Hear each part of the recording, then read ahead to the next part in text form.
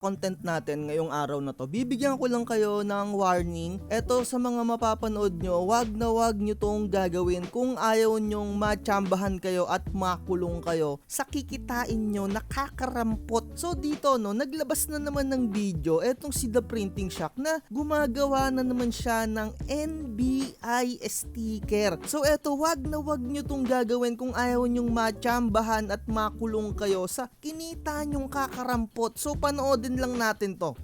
Maraming salamat po sa nagpagawa nitong NBI sticker, no. So hindi na natin babanggitin yung kanyang pangalan. Rainbow to, no. So guys, baka may magsabi na bakit raw ako gumagawa ng ganung sticker, no. Actually guys, yung nagpagawa nito, pulis.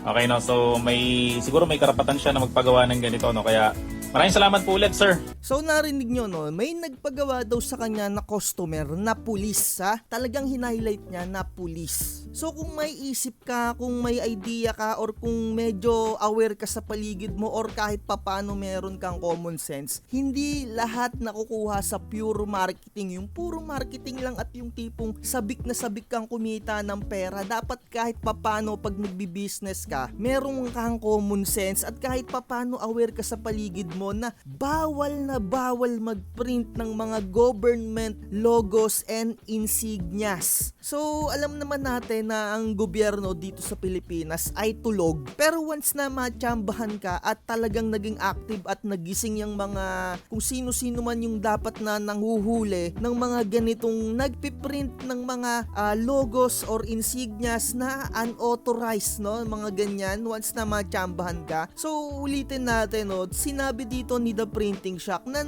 meron daw nagpa-print sa kanya na pulis. Aanuhin ng pulis yung NBI sticker. At kung wala kang idea, konting Google lang naman, no? So magkaibang distinction yan, yung pulis at yung NBI. So pulis yung nagpagawa, bakit NBI yung ipapaprint niya? No, mag-isip-isip kayo mga tropa. Aanuhin ng pulis yun? NBI sticker yun. Kaya sa mga kinikita nyo na kakarampot, mag-ingat-ingat kayo, no? Lalong-lalo na nung nakaraan meron tayong videos na winawarningan ko rin kayo na huwag kayong magpiprint ng mga national ID. Yan mga sinasabi ko sa iyo for PVC printing. So i-google nyo na lang dito NBI details or NBI versus PNP, no? Makikita nyo dito. So magkaiba yan, no? Magkaiba yung police, magkaiba yung NBI. So napaisip ako bigla, bakit nagpiprint to ng sticker? Police yung nagpa-print sa kanya, NBI naman yung sticker. Weird, no? Wag lang kayong matsambahan, no? Pero sige lang, magprint lang kayo na magprint ng ganyan. At dito, no, makikita nyo dito, may nag-share sa akin na followers ko na actual video ng panghuhuli, yung mga gumagawa ng mga